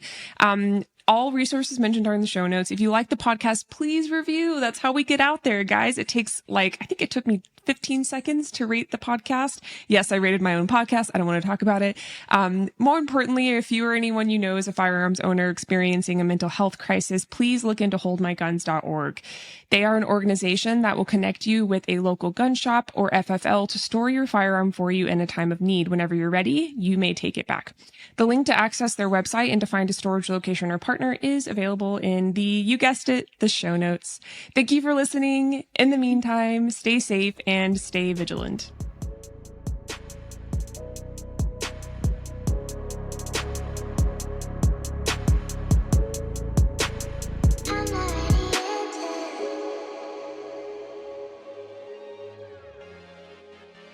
Attention all knife enthusiasts. Today's episode is sponsored by the one and only Cold Steel Knives. For over 3 decades, Cold Steel has been leading the way in the knife industry, dedicated to creating the world's strongest and sharpest blades. They've pioneered countless innovations that have become industry hallmarks of quality and sophistication. From their revolutionary checked Kraton handles to the iconic Tonto point blade systems, Cold Steel's progressive accomplishments have set new standards in the field. Their trademark triad locking mechanism remains unrivaled by any of their competitors, proving its unbeatable performance time and time again. Their impressive lineup goes beyond just knives. They offer swords, tomahawks, machetes, cutlery, and a wide range of tools for everyday carry. Trusted by military, law enforcement, emergency services, self-defense professionals, and martial arts practitioners, Cold Steel is renowned for quality, strength, reliability, and dependability. Where strength, safety, and performance come together for over 3 decades and counting, use code SHESHIELD at checkout, that's SHESHIELD,